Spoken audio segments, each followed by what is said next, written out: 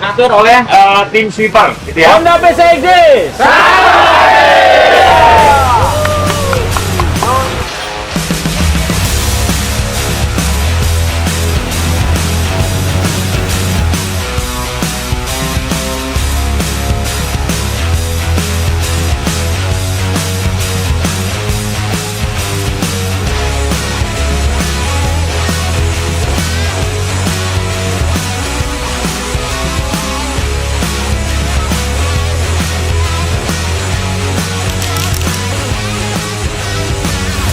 Pertama kali ikut acara PCXD di Kawah Ijen.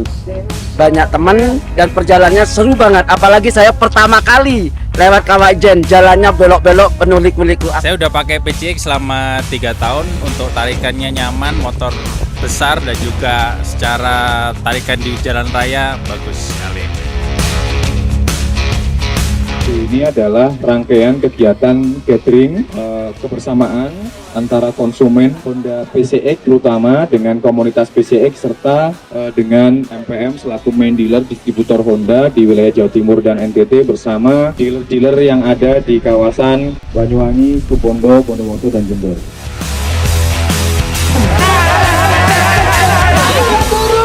Pemakaian sepeda motor PCX, tarikan respon, tarikan awal, tanjakan, turunan, lane panjang, lane pendek, pokok top deh, gak ada tandingan.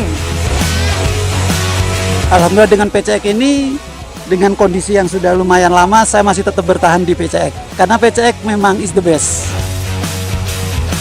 99.